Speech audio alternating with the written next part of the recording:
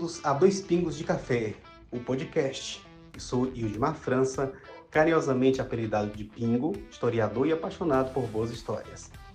Nesse primeiro episódio, gravado no aconchegante Vinil Sebo Café, aqui da Pousada Museu de Piatã, um espaço repleto de memórias e aromas envolventes, vamos mergulhar na trajetória de uma figura marcante do sertão baiano, o Coronel Horácio de Matos. Para nos guiar nessa jornada, conto com a presença do historiador Murilo Melo, que nos revelará um lado pouco explorado desse líder, sua busca pela diplomacia e sua personalidade reservada. Enquanto conduzo essa conversa com o Murilo, aqui eu vou preparar um tipo de café muito especial chamado Clever Dripper, que combina a imersão total do pó na água quente com a filtragem cuidadosa, proporcionando uma bebida encorpada e equilibrada. Essa técnica do Clever une duas qualidades do café coado e da prensa francesa, trazendo o melhor dos dois mundos para a xícara. Assim como o café, Horácio de Matos era complexo. Embora conhecido como um dos coronéis mais influentes da Bahia, ele também se destacava como um homem de negociações, que priorizava o diálogo e evitava confrontos desnecessários. Mais do que um líder militar, ele era um ótimo estrategista e sabia construir alianças e navegar pelos desafios políticos da Chapada com inteligência e cautela. O aroma do café se espalha pelo ambiente e a história está prestes a ser servida. Vamos juntos explorar a trajetória de Horácio de Matos, além do mito, além do coronel. Fique com a gente.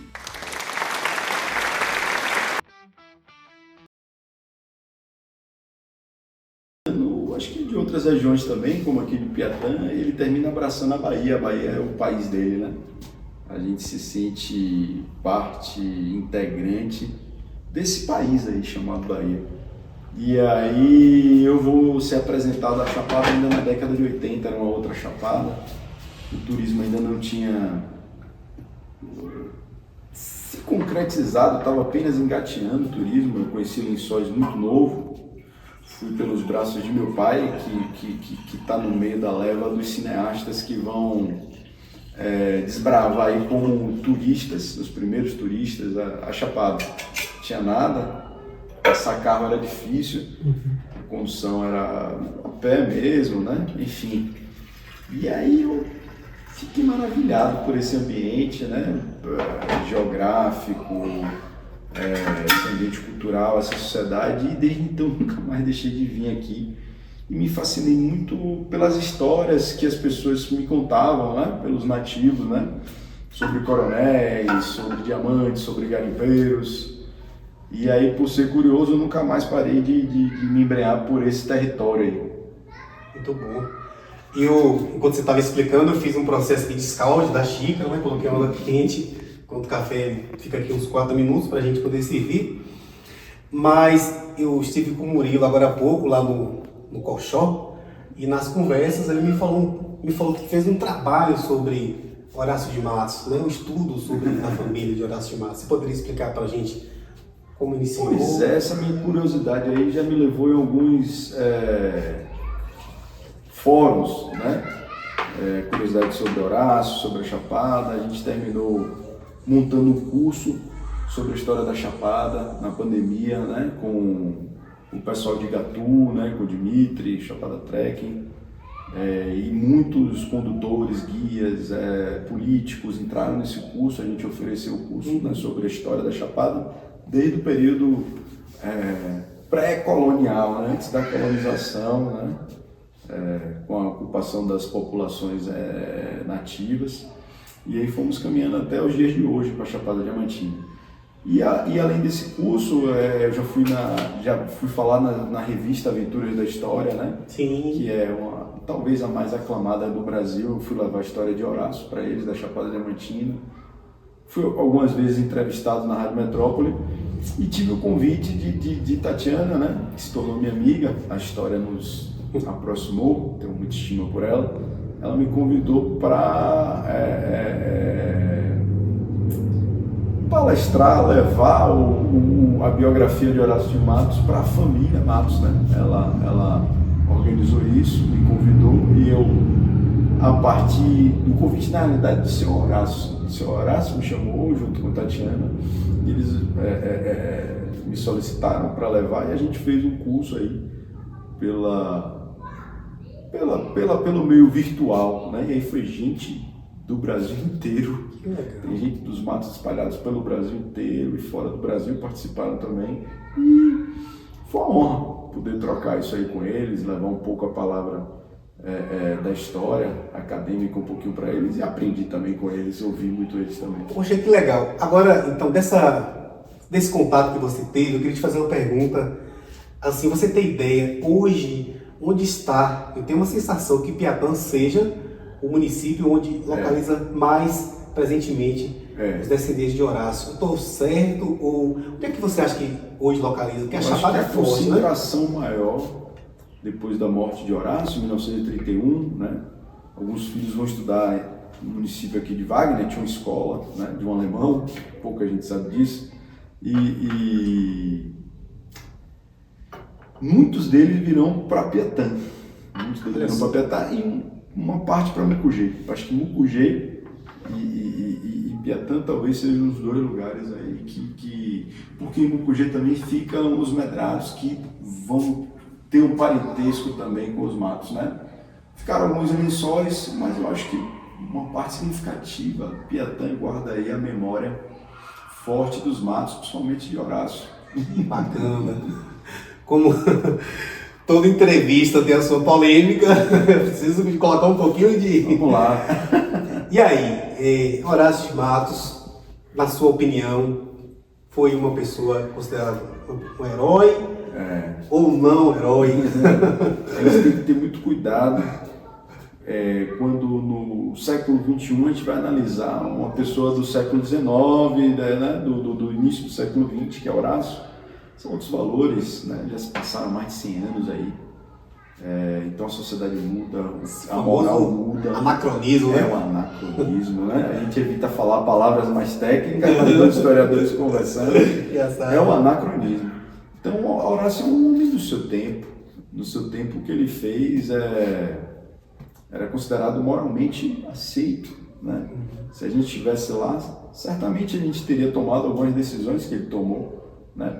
Então Horácio é um homem do seu tempo, nem herói, nem vilão, né? É um homem que realizou muitas coisas, teve muita coragem, né? Se destacou por essa coragem, por essa capacidade política enorme que ele tinha de congregar diferentes ideologias, né? Diferentes grupos, capacidade de liderança.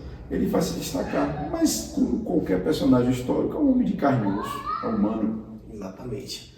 E Murilo, a gente tem aqui alguns livros, você pode perceber, né? A gente folheando, manuseando, que são livros bem de cabeceira, de quem estuda. Isso. O que você acha desses livros? O que você acha da produção, da historiografia em relação à Chapada? Tá faltando alguma coisa? Pois é. A gente conversou isso hoje mais cedo, né?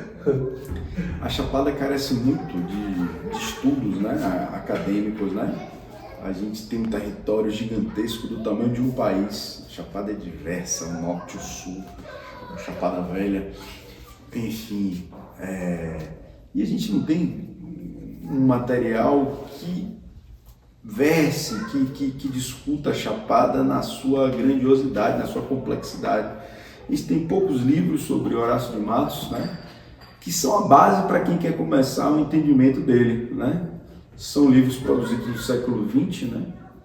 E que certamente quem se interessará pelo tema vai começar por esse, e quem tiver a força e a vontade, o desejo de continuar a pesquisa, vai trazer novas abordagens, porque a história também muda, né? A historiografia, a maneira de se fazer história, ela muda ao longo do tempo.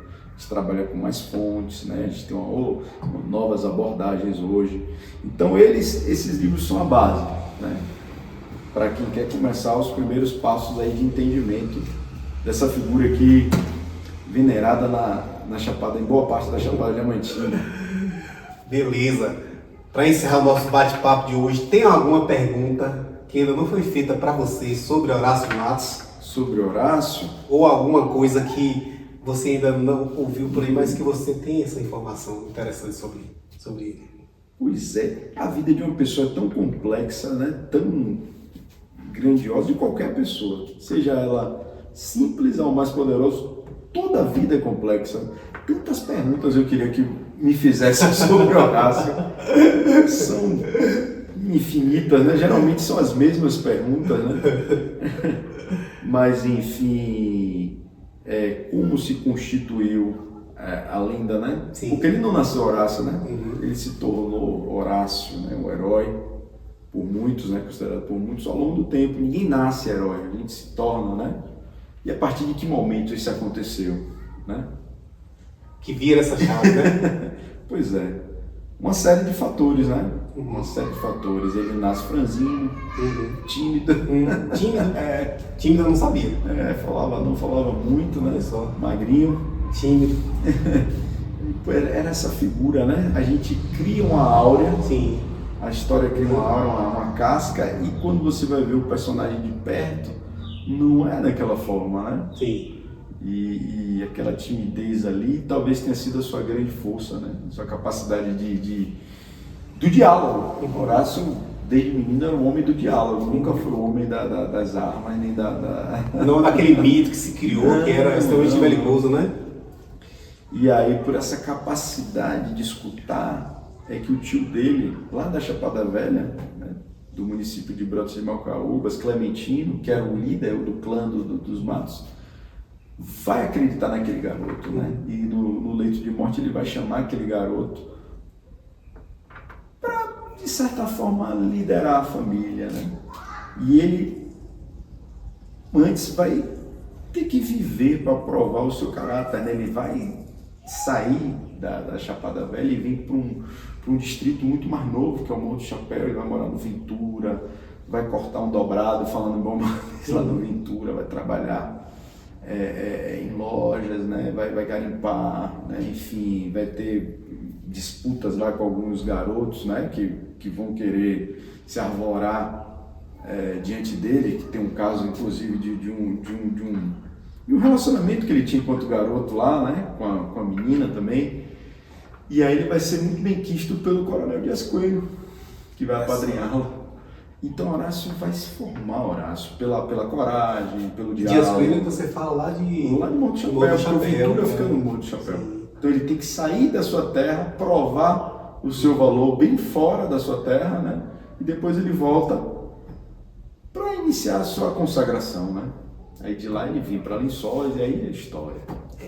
História que a gente pode saber um pouco mais, inclusive no seu canal, né? Você tem um canal de história, tem uma quem rede gosta social. da história da Bahia, quem gosta da história da Chapada, do Brasil, e tem o canal Murilo Melo, dois L's, o Melo, Murilo com L só, Murilo Melo História, e o Instagram também, que é o Murilo Melo História.